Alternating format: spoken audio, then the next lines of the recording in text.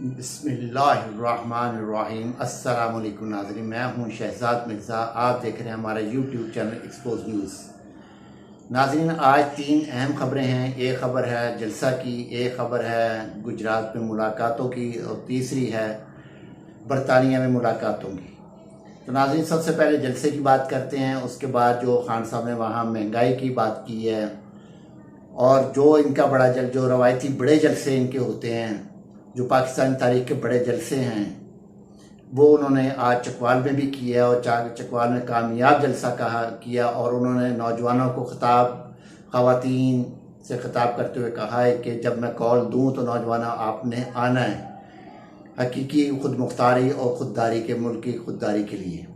तो नाज़रीन, ये तो वहाँ का अहवाल जो है काफ़ी लंबा अहवाल है। उन्होंने फिर जो वीडियोस चला के बताई आवाम को कि ये वीडियोस देख लें कि ये क्या करते फिर रहे हैं, पाकिस्तान की जगहसाई कहाँ कहाँ करवा रहे हैं, मुल्क में भी करवा रहे हैं, मुल्क से बाहर भी करवा रहे हैं, हर जगह पर। तो नाज़रीन, इसके अलावा एक ख़बर है, सबसे अहम जो ख़बर है वो है कंपैरिजन महंगाई का अप्रैल 2022 से लेकर अगस्त 2022 सितंबर 2022 तक का। तो नाज़रीन, आज सबसे पहले तो ये खबर बताते हैं महंगाई के बारे में, फिर आपको गुजरात के बारे में, फिर आपको लंदन के बारे में बताते हैं। जलसे का थोड़ा सा अहवाल बता दिया है कि उन्होंने खान साहब ने क्या कहा। वो जो कहा वो भी मैं आपको इस वीडियो में बता रहा हूँ कि महंगाई के बारे में जो उन्होंने कहा। तो नाज़रीन, कुछ ग्राफ इस तरह का है कि मार्च 2022 में जो पेट्रोल था वो था 150 रुपये। उस वक़्त पाकिस्तान तहरीक इंसाफ की गवर्नमेंट थी। और अगस्त में, क्योंकि उसके बाद पीडीएम आ गई अप्रैल में, तो 10 अप्रैल को पीडीएम आई, तो उस वक़्त से लेकर अगस्त तक 236 रुपये पेट्रोल हो गया।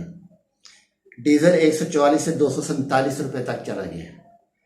फिर बिजली का यूनिट 16 रुपये था, आज वो 50 से ऊपर क्रॉस कर रहा है। फिलहाल वो 36 से 38 से आहिस्ता आहिस्ता 4 साढ़े 4 रुपये रात के फिर बढ़ चुके हैं और तकरीबन 42 तक चला गया। और घी 473 रुपये का था, आज 500 से ऊपर तकरीबन 600 तक जा चुका है। और दाल माश 270 रुपये थी, इस वक्त 410 रुपये किलो है। आटा 55 रुपये था, इस वक्त 125 से 145 तक, 30 35 40 तक बिक रहा है। कहीं किसी जगह तो मिल ही नहीं रहा, नायाब हो चुका हुआ आटा। डॉलर उस वक्त 178 था, आज 240 से क्रॉस कर रहा है। नाज़रीन, इस तरीके से जो इन्होंने किया। फिर जो उस वक़्त ग्रोथ रेट थी पीटीआई के टाइम पे, जो ग्रोथ रेट थी वो थी, जीडीपी जो था वो 6% था, ज़राअत 4.4% थी, सनत 9.8% थी, सर्विस 5.8% थी। जब पीडीएम आई है तो पीडीएम ने आके ग्रोथ रेट 2% कर दिया है। ज़राअत -0.7 हो गई है जी, सनद 1.79 है और सर्विस 3.5 है। ये तो ग्राफ आपको बताया कि जो इन मौजूदा गवर्नमेंट ने अपना किया है। अब जो है मुलाकात हुई है गुजरात में भाइयों की आपस में, चौधरी परवेज़ इलाही साहब की, चौधरी शुजात हुसैन साहब की, जो फैमिली ने किरदार अदा किया है, दोनों की सर्दमोरी को ख़त्म किया, जो बर्फ़ जमी हुई थी उनको ख़त्म किया, आपस में मिलाया और यकीन दहानी कराई गई है कि पंजाब गवर्नमेंट जो है कहीं नहीं जा रही। ना पंजाब गवर्नमेंट ने कहा हम गिराने में कोई हिस्सा करेंगे, ये यकीन दहानी कराई है, दोनों तरफ से यकीन दहानी हुई है।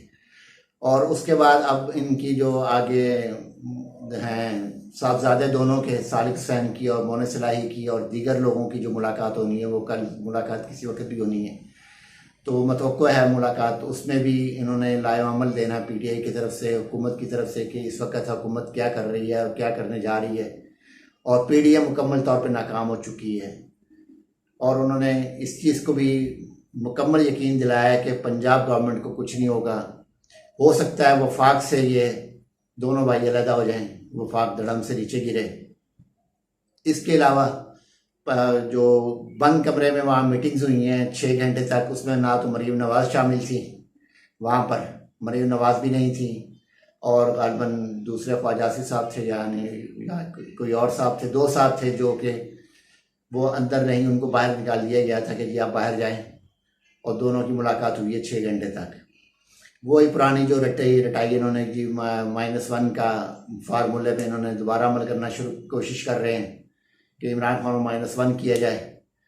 फिर उसके बाद जो है उन्होंने हुकूमत के जी उन्होंने ऐलान ये किया है कि जी हुकूमत अपनी मुद्दत पूरी करेगी। अब ये नहीं पता, एहसन इकबाल भी कह रहे हैं फरवरी में हुकूमत जो है इलेक्शन की तरफ जा रही है, पता नहीं वो फरवरी का कह रहे हैं कि वो मुद्दत पूरी करेगी या ये 5 साल पूरे करेंगे।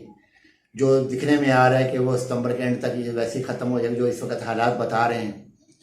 क्योंकि इस वक्त जो लाने वाले हैं वो भी परेशान हैं इनसे, बल्कि गुस्से में हैं, क्योंकि ये जो गए हैं आर्मी चीफ लगाने के लिए, बताया जा रहा है कि आसिम मुनीर साहब का नाम आ रहा है इसके लिए, आर्मी चीफ के लिए। DGISI भी रह चुके हैं, तो इसके लिए नाम पे हो रहा है। अब यह है कि नाम क्या, वो चोर जो है मफरूर है, अदालतों से मफरूर हुआ है, एक को फर्द जुर्म आयद होनी थी एक के ऊपर, और 16 अरब रुपए की मनी लॉन्ड्रिंग में मुलव्वस हैं ये लोग। एक मुजरिम, एक मुलजिम, एक मनी लॉन्डर्स, क्या पाकिस्तान आर्मी चीफ, पाकिस्तान की मुसल्लह अफवाज जो दुनिया की बेहतरीन मुसल्लह अफवाज है, क्या उसके आर्मी चीफ की तैनाती ये करेंगे जिसकी 95% शरियाने दिमाग की बंद है, जिस्म की शरियाने 95% उसकी जिस्म की शरियाने बंद हैं? क्या वो फैसला करेगा पाकिस्तान की आर्मी चीफ का, या कोई होशमंद इसका फैसला करना चाहिए? किसी होशमंद को फैसला करना है, ये तो अवाम आप फैसला करें कि 95% जिसकी शरियाने बंद है वो फैसला करेगा, या जिसके दिमाग में ब्रेन ट्यूमर है, जो अपने आप को कहता है मैं इसका मरीज़ हूँ कैंसर का, फिर भी मैं इतना काम करता हूँ, क्या वो कैंसर का मरीज़ इस चीज़ का देखेगा? जिसका ब्रेन ट्यूमर है, जिसको यही नहीं पता मैं कर क्या रहा हूँ, जिससे एक सदर पुतिन के आगे, व्लादिमीर पुतिन के आगे एक हैंड फ्री अपना एयरफोन नहीं लगा सका, ट्रांसलेशन एयरफोन जो था वो नहीं वो कान में सेट कर सका, इतना घबराया था। दुनिया में जाके सही बनी, इंडिया में जाके सही बनी, दुनिया में इसकी इस वक्त जो है वो वायरल हो रही है वीडियो। क्या ये आर्मी चीफ मुंतखब करे? क्या हमारे पाकिस्तान आर्मी इस चीज़ को गवारा करेंगी? क्या हमारे आर्मी चीफ के सरबराहान इस चीज़ को जो हैं वो इस चीज़ को एक्सेप्ट करेंगे? क्या एक मुजरिम, एक मकबूतुल हवास, एक मालिया खोलिए जिसको हुआ है, जिसको ये नहीं पता मैंने जाना किधर है, जाना कहाँ है और चला कहाँ जाता है, जो जहाज़ में बैठ के मोबाइल फ़ोन पे बात कर रहा होता है, जो 17 किलोमीटर दूर आवाम से खड़ा होता है, क्या ये लोग अवाम पाकिस्तान आर्मी चीफ के मुसल्लह अफवाज के सरबराह का ये तयन करेंगे किसको तैनात करना है? अगर ये तैनात करेंगे तो फिर पाकिस्तान के 22 करोड़ अवाम जो टैक्स अपना पे करते हैं, जो हर किस्म की सहूलियात फराहम करते हैं, जो बेलौस अपने आर्मी से प्यार करते हैं, तो फिर उनका क्या बनेगा जब ये अगर मुंतखब करने शुरू हो गए ये लोग? क्या अवाम सो जाएंगे? क्या इनके फैसलों पे होगा ऐसा? क्या army chief general Qamar Javed Bajwa साहब इस चीज़ पे इत्तफाक करेंगे? क्या DGISI इस पे इत्तफाक करेंगे? क्या chairman joint chief of staff committee इस पे इत्तफाक करेंगे? कभी नहीं करेंगे, क्योंकि वो एक पेशावर फौजी हैं। फौजी जो होता है वो मुल्क को देखता है, वो शख्सियत को नहीं देखता आगे कौन है, वो मुल्क को देखता है। हमारे जर्नैल हों, हमारे ब्रिगेडियर्स हों, हमारे सूबेदार मेजर हों, सिपाही हों, कोई भी रैंक के फौजी सरबराहान हैं, किसी भी रैंक से फौजी लोग हैं जो हमारे फौजी भाई हैं, किसी भी रैंक पे हैं, चाहे वो ब्रिगेडियर हैं, जनरल हैं, लेफ्टिनेंट जनरल हैं, मेजर जनरल हैं, लास्ट रैंक हैं, नायक हैं, हवलदार हैं, सूबेदार मेजर हैं, जो भी हैं, जिस रैंक पे भी बैठे हुए, सिपाही क्यों नहीं है, वो तमाम के तमाम मुहब्बुल वतन होते हैं। ये जिन लोगों की सोच है कि ये मुसल्लह अफवाज जो है वो पाकिस्तान के ख़िलाफ़ है, पाकिस्तान के ख़िलाफ़ फैसले करती है, इनको लेकर आ गई है, इनको ये कर दिया है, तो नाज़रीन बाज़ औक़ात ऐसे भी फ़ौज को भी फैसले करने पड़ जाते हैं कि जो कि मुल्क के मुफाद के लिए हमें तो बुरे लग रहे होते हैं, मगर वो जो चीज़ सोच रहे होते हैं वो हम नहीं सोच सकते, कि आम आवाम नहीं सोच सकते कि वो क्यों लाया गया है।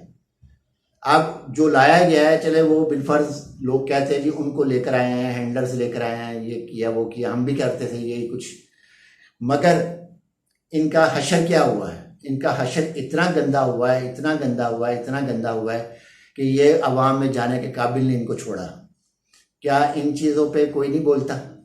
चलो जो लेकर आए हैं चलो ठीक है ले आए, अब जो ये जलील और ख्वार हो रहे हैं अपने हरकतों की वजह से, ये नहीं किसी को नजर आ रहा। तो यहाँ पे तो वो नहीं बोल रहे कि जी आवाम को तो नहीं कह रहे कि जी आप इन पे तनकीद ना करो, इनको कुछ ना कहो, इनको चोर ना कहो, इनको कुछ ना कहो, इनको डाकू ना कहो, वो नहीं कहते ये कि आप नहीं कहो। ठीक है, सियासी जंग है, सियासी जंग में करो जो भी कर सकते हो। अगर मुल्क की फलाह कर रहे हैं तो उनके लिए बेहतर है कि मुल्क की फलाह के लिए काम करें। अगर नहीं करते तो आवाम के पास हक है कि वो तनकीद भी करें, अच्छी भी करें, बुरी भी करें। अगर अच्छा करें तो अच्छा करें, बुरा करें तो बुरा करें। तो नाज़रीन, तीसरी जो खबर है, अहम खबर है, वो जो है जो कि जिसके ऊपर आसिफ अली जरदारी नोटों के बैग लेके लाहौर में घूम रहा था, वहाँ से तो होगी छुट्टी।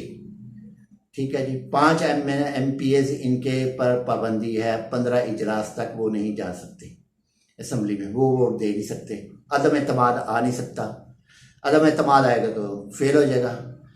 अगर अदम एतमाद आया भी तो फिर सदर आरिफ अलवी साहब भी बैठे हुए हैं, वो फिर वफाक को कह देंगे आप अदम एतमाद अपना एतमाद का वोट लें आप भी कौमी असम्बली से। तो इस वक्त PDM जो है बीच पे फंसी हुई है। जरदारी बिला वजह अपने पर मारते फिर रहे हैं। असल में जरदारी गेम चेंजर नहीं है। जो लोग इसको गेम चेंजर समझते हैं वो खुद बेवकूफ़ है। ये गेम चेंजर नहीं, ये गेमर है, जुआरी है, जुआ खेलना जानता है, ये जुए पे पैसा लगाता है, जुआ खेल के ये पैसा कमाता है। तो ये गेम चेंजर इसे नहीं कहा जाए। गेम चेंजर कहते हैं जैसे इमरान खान ने गेम चेंज की है, और हर दफ़ा कोई ना कोई अपने जलसे में ऐसे अल्फाज बोल देते हैं कि जो PDM के लिए मुसीबत बन जाते हैं। और सबसे बड़ा आज स्याह तरीन दिन पाकिस्तान की फलाही रियासत जो इस्लामी जमहूरिया पाकिस्तान, जिनसी बिल पास कर दिए गए। JUI ने कोई एहतजाज नहीं किया इसके ऊपर, मौलाना फजल रहमान ने कोई इस पे एहतजाज नहीं किया। आप ये देखें कि जिनसी शादी हो सकती है, आपस में लड़के शादी कर सकते हैं, लड़कियां आपस में शादी कर सकती हैं। जिनसी जो है बिल पास हो गया है, जिनसी बिल पास हो चुका है। नाजरीन, आप ये देखें कि इस्लामी जमहूरिया पाकिस्तान, यहूदी कौन हुआ, काफिर कौन हुआ? क्या इमरान खान था? इमरान खान ने तो इस बिल की हमायत नहीं की थी। बिल की हमायत मौलाना फजल रहमान कर रहा है। क्या ये इस्लाम का ठेकेदार है? जन्नत और दोज़ख की जो टिकटें बांटता फिरता जगह जगह जाकर, वीज़े लगा रहा है, जन्नत और दोज़ख के वीज़े लगाता है। तो नाज़रीन, ये सारा एक ढोंग है, सारा मज़हब के नाम पे वो चल रहा है, क्योंकि उसके बगैर वो चल नहीं सकता। सियासत उसको आती नहीं है, मज़हब के नाम पे चल रहा होता है। नाज़रीन, वीडियो अच्छी लगे शेयर करें, लाइक करें, चैनल हमारा सब्सक्राइब करें। शुक्रिया।